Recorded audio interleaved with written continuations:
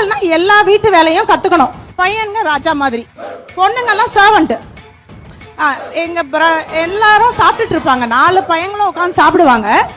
எங்க நாத்தனாருங்க 2 பேரும் கடைசியா சாப்பிட்டோம்.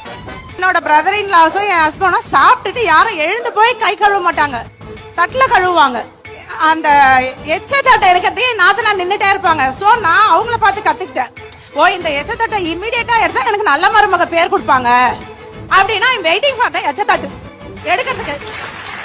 எனக்கான ஒரு வீடு உருவாக்கணும் இல்லையா என் பிள்ளைங்க, நானே என் புருஷனுக்கு. முதல்ல என் புருஷனுக்கு சொல்லி கொடுத்தது, நீ சாப்பிட்ட தட்டை நீ எடுத்து சிங்க்ல போடு, ஃபர்ஸ்ட் ஸ்டெப். அடுத்தது, நீ சாப்பிட்ட தட்டை எவ்வளோ வந்து கழுவணும்னு வெயிட் பண்ணாத, முதல்ல கழுவு. அத பார்த்து வளர்ந்ததுனால எனக்கு 2 பையனுங்க. இப்ப வரைக்கும் சாப்பிட்டா அவங்களோட பிளேட்ஸ் அவங்க தான் கழுவணும். யாரோ ஒருத்தி வெளியில இருந்து வரமாட்டா உன் தட்டை கழுவுறதுக்கு. நீங்க இன்னும் ராஜ பரம்பரை ஒன்னும் இல்ல, ஆண்கள் சமுதாயம். அத வந்து இந்த மாமியார்கள் அவங்க பையனுக்கு சொல்லியே கொடுக்கறது இல்ல.